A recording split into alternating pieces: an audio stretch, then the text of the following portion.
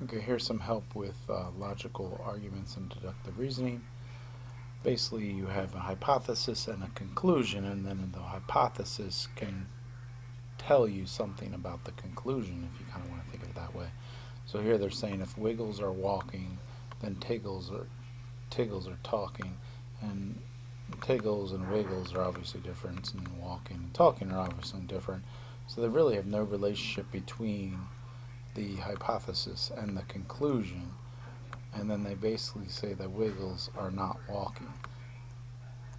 Well, the two choices here is Tiggles are not talking. Well, we don't know that to be true.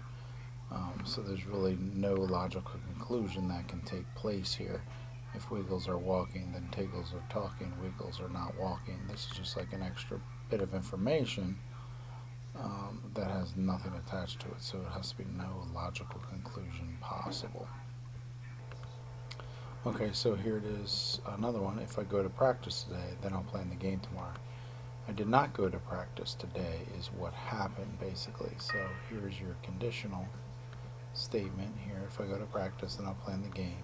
I did not practice today. They really didn't describe um, anything about not going to practice, but it did describe if you did go to practice. So that's the only thing we know to be true.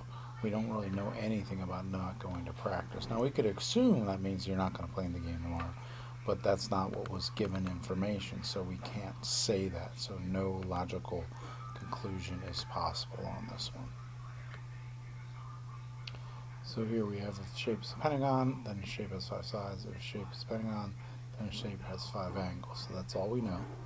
If the shape has 5 sides, then the shape has 5 angles. We really don't know that from the given information. We just know that a pentagon has 5 sides and a pentagon has 5 angles, but we cannot say that if a shape has 5 sides, then it has 5 angles. Even though we know that to be true, I guess you could talk about a convex or concave polygon that kind of goes and crosses itself and stuff like that. Um, then maybe you have more or less angles depending on if you're talking about major angles or stuff like that. So it gets kind of complicated. But again, we just want to look at what is given to us. We only know things about this shape if it's a pentagon. If it's not a pentagon, then none of this other stuff holds true. So this answer is actually no logical conclusion is possible. Here we are. We have Kevin misses the bus. Then I'll be late for school. Kevin did not miss the bus. Again, all this is talking about if Kevin misses the bus. We only know that then he'll be late for school. We don't know what happens if Kevin doesn't miss the bus. Doesn't tell us anything about that. And what happened is he didn't miss the bus, so we can't assume that he's not going to be late for school. Because what if the bus gets in an accident or something like that, just to give you an idea. So it is no logical conclusion.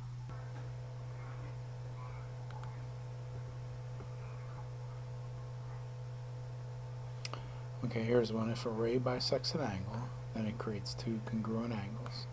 If there are two congruent angles, then the two angles have the same measure. This one is the answer is not no conclusion possible. If a ray bisects an angle, then the angles have the same measure. So basically this is making like a connection. Here they're talking about a ray bisecting, with bi means two, like bicycle, 2 wheels. Sec means cut. So if a ray is cut into two angles, okay, or excuse me, if a ray bisects an angle, so here's my angle, and they're saying this ray, and this is crude, because I'm on my laptop, and it basically makes two congruent angles. So if a ray bisects an angle, it makes two congruent angles. Then the next statement is a totally separate statement, and they're saying that if there are two congruent angles, then they have the same measure. So basically this is a connector. This two congruent angles part is connecting two congruent angles here, two congruent angles here.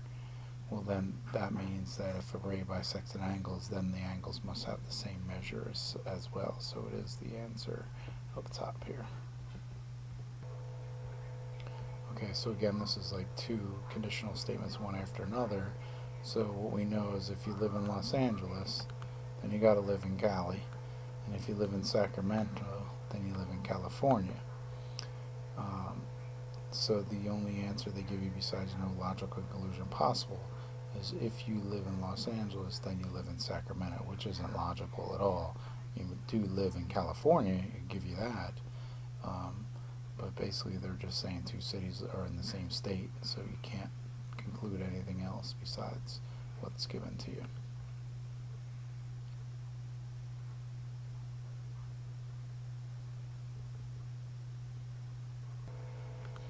Here we are. So if you play basketball, then you're an athlete. If you play volleyball, then you're athletic. Excuse me. So the only other answer they gave here is if you play basketball, then you play volleyball, which is obviously not true. So there is no logical conclusion possible in this one.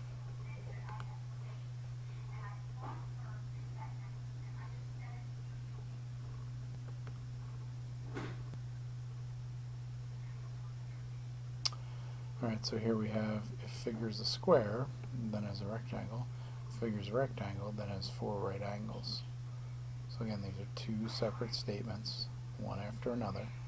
If the figure is a square, then it has four right angles. The deal here is basically the fact that the first one says if it's a square, then it has a rectangle, and the second one says, okay, well, if it's a rectangle, there's our connectors, then it has four right angles. So every single rectangle has to have four right angles, and since the square is a rectangle, then it also has to have four right angles as well. Alright, hopefully that helps you out. Let me know if not.